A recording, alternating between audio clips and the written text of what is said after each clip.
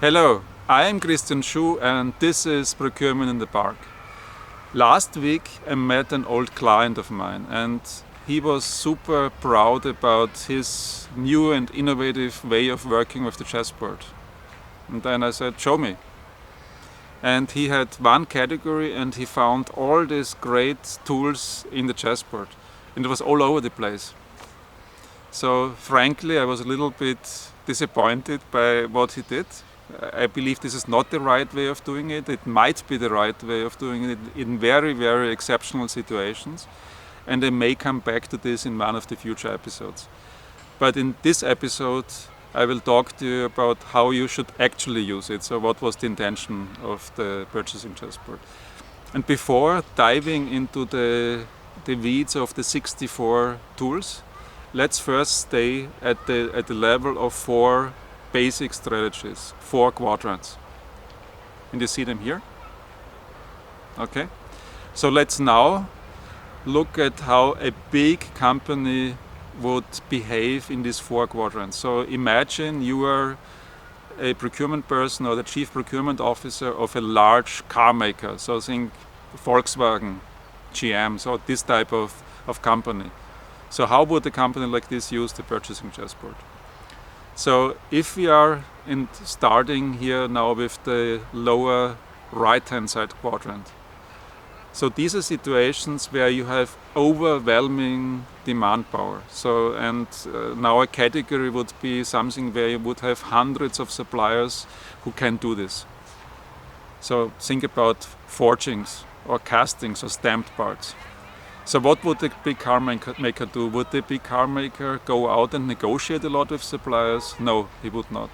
The car maker would determine a target price, typically using statistical tools, and then the car maker would impose these prices on suppliers, and the suppliers would be in a take it or leave it situation, and every supplier who wants to do business with the car maker would be well advised to accept the prices prescribed by the car maker. So this is the lower right hand side corner.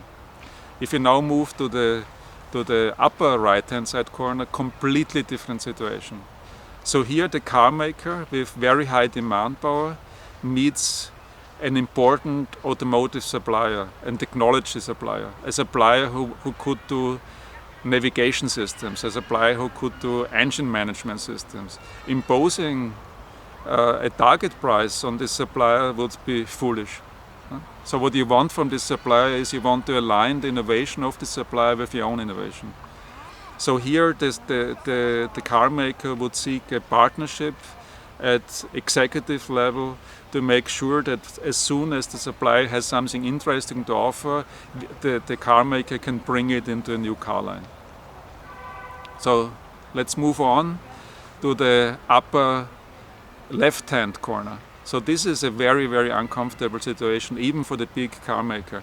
So here the car maker is dealing with basically monopolistic suppliers. Think about platinum that you're buying. So platinum is listed on the London Metal Exchange. So even the biggest car maker in the world has no leverage over the London Metal Exchange. So you pay the price that is determined at the LME. So the best thing the car maker can do here is mobilize all internal and external resources to engineer his way out of this situation. So is there a way to clean exhaust without actually using platinum? And now we move on to the lower left-hand side corner. So this is the car maker dealing with, for example, airlines. So buying tickets from airlines. So both companies are important. So the airline is important, the car maker is important, but the car maker can pick from many different airlines, and the airline has many, many big customers. So rather than negotiating prices, the best way is demand management. So before I allow somebody to take a flight, I ask that person, so do you really need to go there? Can you do this by video conference? So these are the 4 basic strategies in the Purchasing Chessboard. I again encourage you to read the book If you have questions, let me know down below, and as always, I promise to come back to you within 24 hours. Thank you.